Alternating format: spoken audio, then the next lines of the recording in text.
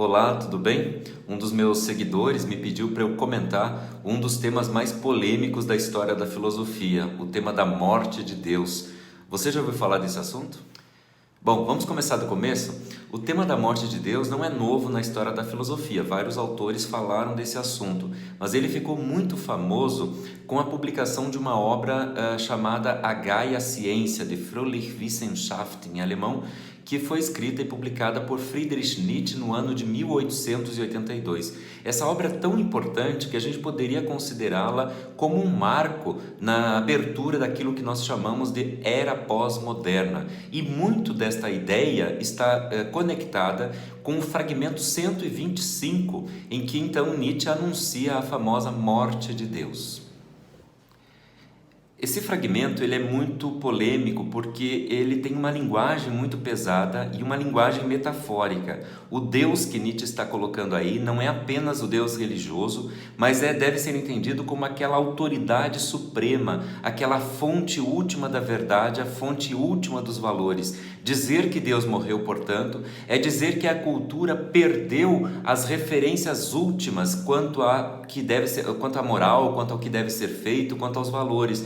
Então se trata mesmo de uma metáfora. Esse tom metafórico já pode ser verificado no próprio título do fragmento, se chama O Homem Louco, e começa justamente tematizando o fato de que um homem louco teria se dirigido à praça do mercado em plena manhã com uma lanterna na mão e começaria a perguntar: procuro Deus, procuro Deus. Aí já existem vários elementos para a gente pensar. Primeiro, o homem louco. Quem é o homem louco? É aquele que está fora do âmbito da racionalidade. É aquele, portanto, que não compreende como é que o mundo iluminado dos cientistas, dos intelectuais ateus da era moderna, que iluminaram o mundo, para ele, homem louco, este mundo está escuro, continua, portanto, na escuridão.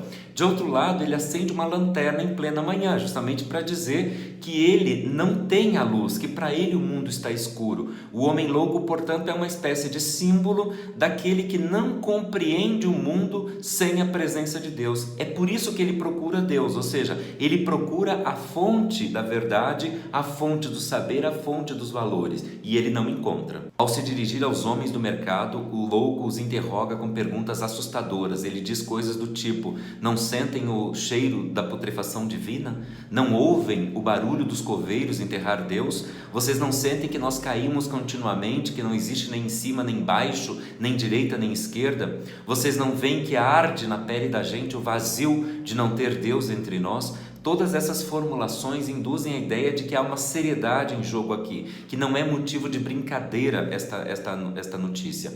E mais a seguir, o louco formula 3 perguntas que são terríveis também do ponto de vista do assunto que nós estamos tratando aqui, que é a ausência de Deus.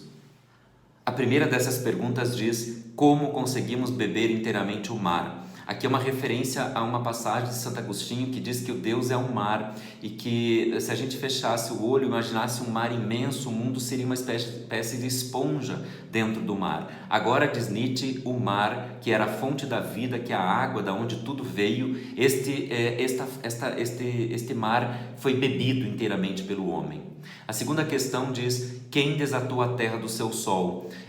Aqui o Nietzsche fazendo referência à cosmologia moderna, cuja maior descoberta foi precisamente que o homem deveria compreender-se não como centro do universo, mas girando em torno de um centro que era o Sol. E todo o ordenamento, portanto, que deriva desta verdade moderna, ele entra em xeque quando Deus, portanto, aquele que é o fundamento da verdade, morre. O Nietzsche quer dizer que sem Deus a própria ciência, a própria verdade científica estaria em xeque. E a terceira e mais terrível, eu costumo dizer que é a mais maldita das perguntas da filosofia, diz: quem nos deu a esponja para apagar o horizonte? Vejam que aqui Nietzsche faz uma referência direta ao elemento central da nossa vida, que é o horizonte, a meta, o sentido da nossa vida, um dos elementos mais importantes da moralidade.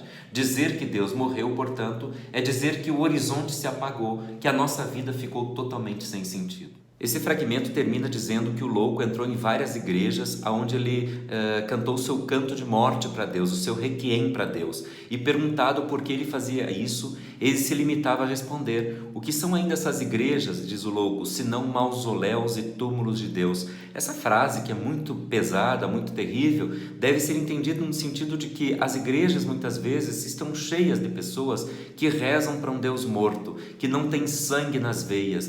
Portanto, Nietzsche está chamando a atenção para uma cultura que já matou Deus, mas que não o enterrou, ou seja, ainda está na presença dele, mas é um Deus sem sangue nas veias, um Deus morto.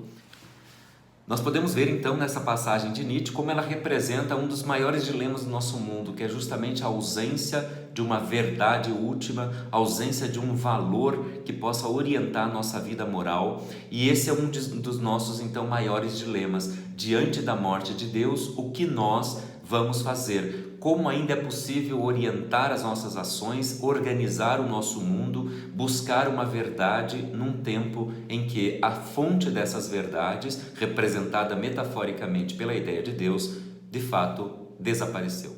É isso aí, que a filosofia sempre nos ajude a enfrentar esses temas polêmicos da nossa existência e que a gente possa fazê-lo sem preconceito e sem medo.